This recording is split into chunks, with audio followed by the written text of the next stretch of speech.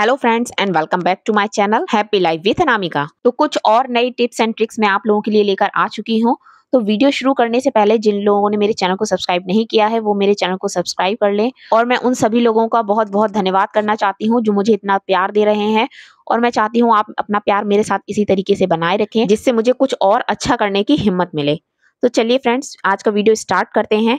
तो आज की हमारी पहली ट्रिक है टिश्यू पेपर के साथ। तो जब भी हम घर में कोई पार्टीज वगैरह कोई फंक्शन वगैरह करते हैं तो टिश्यू पेपर की तो जरूरत हमेशा ही पड़ती है और हम उनको इसी तरीके से रख देते हैं। तो जब भी आप इस तरीके से पेपर रख देते हैं और किसी को टिश्यू पेपर लेना होता है तो इस तरीके से टिश्यू पेपर को उठाते हैं।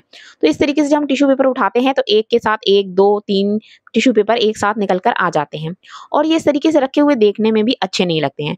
हम कोशिश तो करते हैं कि हम घर में सारी चीजें अच्छे से अरेंज कर लें पर हम वो पार्टी वाला होटल वाला लुक नहीं दे पाते हैं घर में। तो चलिए देखते हैं कि अब हम होटल वाला लुक अपने घर में टिश्यू पेपर्स के साथ कैसे देते हैं, किस तरीके से हम अपनी टेबल को अरेंज करते हैं।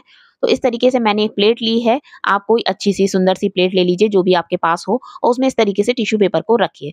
तो अब हमें क्या करना है, हम लेंगे एक ग्लास, आप कोई भी ग्लास ले सकते हैं और उस ग्लास को हम टिश्यू पेपर के ऊपर इस तरीके से रखेंगे और बस इस ग्लास को हम इस तरीके से धीरे धीरे हल्के हाथों से घुमाते जाएंगे।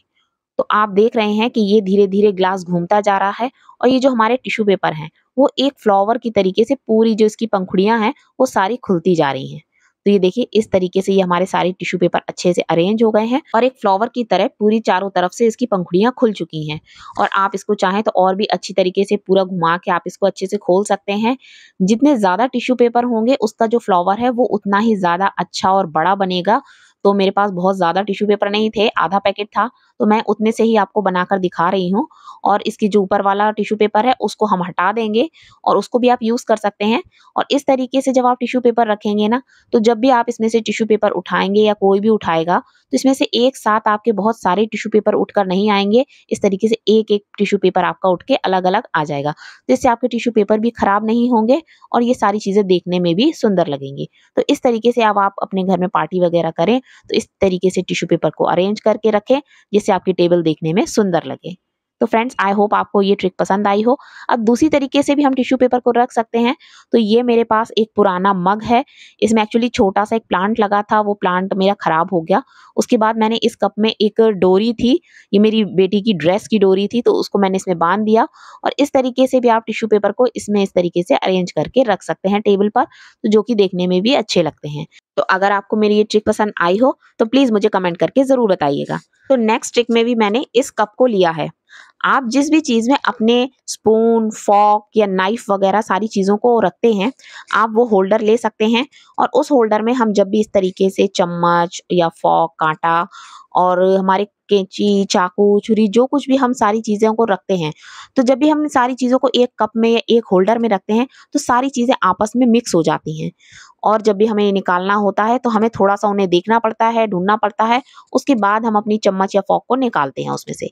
पर आप इसी होल्डर में सारी चीजों के अलग अलग पार्टीशन बना सकते हैं। तो चलिए कैसे इसको बनाना है आइए देखते हैं। तो इसके लिए मैंने ली है 2 रबर बैंड और जितने पार्टीशन आप उसमें बनाना चाहते हैं आप उस हिसाब से उसमें रबर बैंड ले सकते हैं और इस रबर बैंड को हम इस तरीके से कप में चढ़ा देंगे।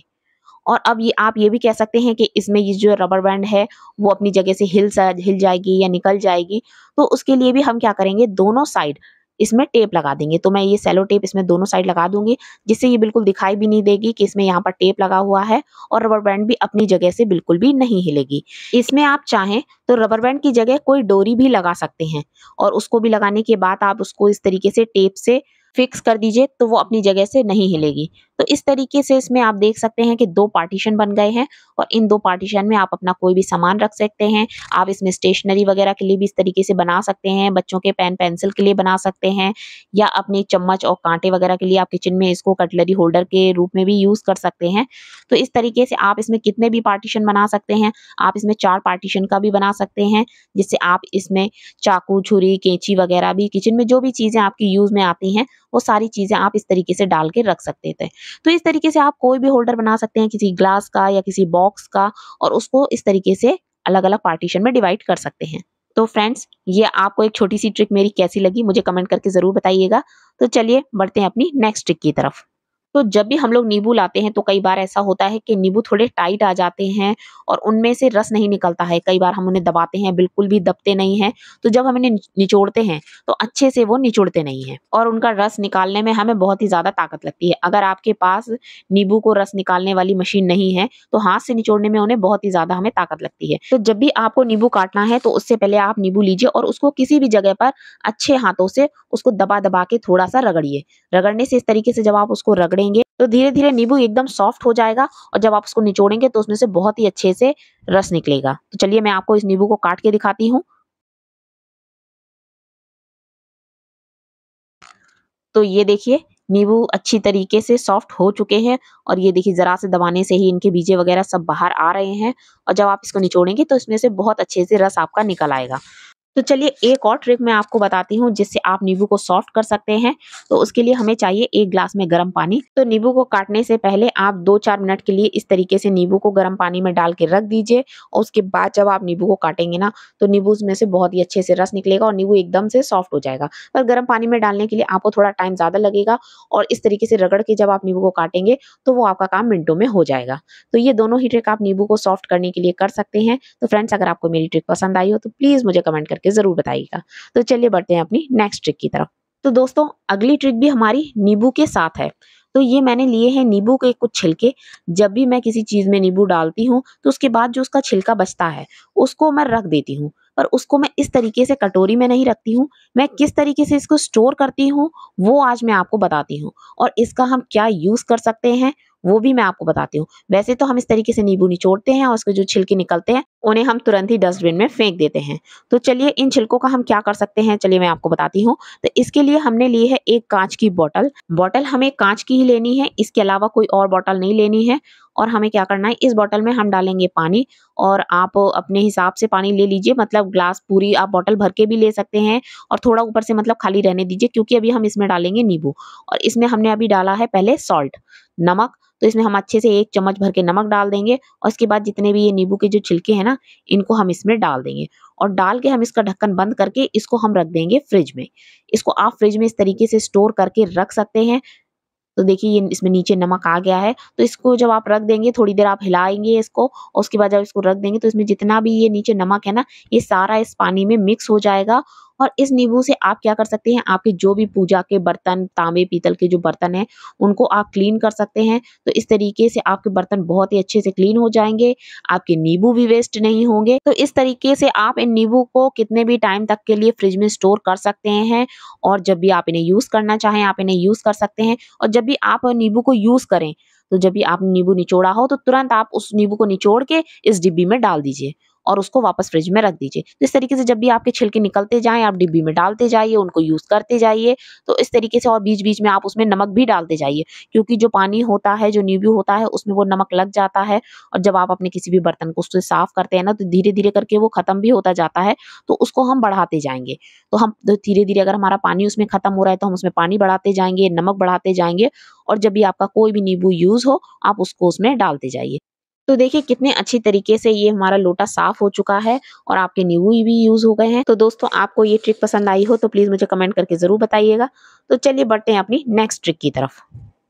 तो दोस्तों पहले के कई वीडियोस में मैंने आपको बताया है चाकू, छिलनी या कद्दूकस में हम किस तरीके से धार लगा सकते हैं, तो मैंने उसके आपको पहले कई तरीके बताए हैं। तो आज एक और तरीका मैं आपको कैंची में धार रखने का बता रही हूँ।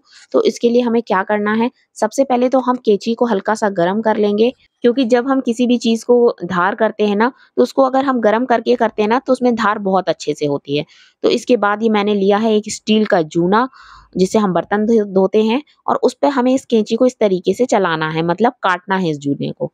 और इस तरीके से जब हम कैंची को इस पर चलाएँगे, तो आप देखेंगे आपकी कैंची में बहुत ही अच्छे से धार हो जाएगी और वो भी बिना किसी खर्च के। इस तरीके से आप किचन में जब भी कैंची यूज़ करें, तो बीच-बीच में आप उसको धार करते रहिए, जिससे हमारी कैंची हमेशा अच्छे से चलती रहे। तो दोस्तों अगर आपको मेरी वीडियोज़ थोड़ी-सी भी पसंद आ रही हैं, तो प्लीज़ मेरे वीडियोज़ को लाइक और चैनल को सब्सक्राइब करना मत भूलिए। तो चलिए बढ़ते हैं अपनी नेक्स्ट ट्रिक की तरफ। तो दोस्तों कई बार ऐसा होता है कि बॉल पेन के जो निशान होते हैं वो हमारी बॉडी पर कहीं ना कहीं इस तरीके से पेन चल जाता है और जिसके निशान बहुत ही आसानी से साफ नहीं होते हैं, पर एक ट्रिक के थ्रू हम इसको बहुत ही आसानी से साफ कर सकते हैं। तो मैंने लिया है एक स्प्रे, कोई भी बॉडी स्प्रे, परफ्यूम वगैरह आप कुछ भी ले सकते हैं और जहां पर भी आपका जो पेन वाला निशान है उस पर आपको अच्छे से स्प्रे कर देना है। तो इस पे हम अच्छे से स्प्रे कर देंगे। तो ये देखिए, जैसे ही हम इस पे स्प्रे करेंगे और जितना भी इसका इंक है ये सारा एकदम से निकल जाएगा और इसको स्प्रे करने के बाद हम तुरंत ही इसको साफ कर देंगे। तो तुरंत ही आप किसी भी टॉवल वगैरह से इसको पोंछ लीजिए और उसके बाद अच्छे से हैंड वॉश कर लीजिए, क्रीम लगा लीजिए, जिससे ऐसा ना हो कि परफ्यूम का या कोई भी जिसमें इस तरीके का कोई केमिकल हो जो हमारी बॉडी में बहुत ज़्यादा हमको हार्म कर सके। इसलिए इसको साफ करने के बाद आप तुरंत ही अपना हैंड वॉश कीजिए और हैंड वॉश करने के बाद आप इसमें कोई भी मॉइस्चराइजर वगैरह लगा लीजिए। तो दोस्तों आज के लिए बस इतना ही और बहुत जल्द मैं आपके लिए और भी नए टिप्स एंड ट्रिक्स लेकर आऊंगी। आई होप आपको आज की मेरी ट्रिक्स पसंद आई हो। आज की मेरी कौन सी ट्रिक्स आपको सबसे ज्यादा अच्छी लगी मुझे कमेंट करके जरूर बताइएगा और आप किस शहर से हैं ये भी मुझे बताइएगा। मैं भी जानना चाहती हूँ कि मेरे जो वीडियोस हैं वो कहाँ कहाँ तक लोग देख रहे हैं। तो दोस्तों आप लोगों के कमेंट का मैं वेट करूंगी। तब तक के लिए bye bye and take care.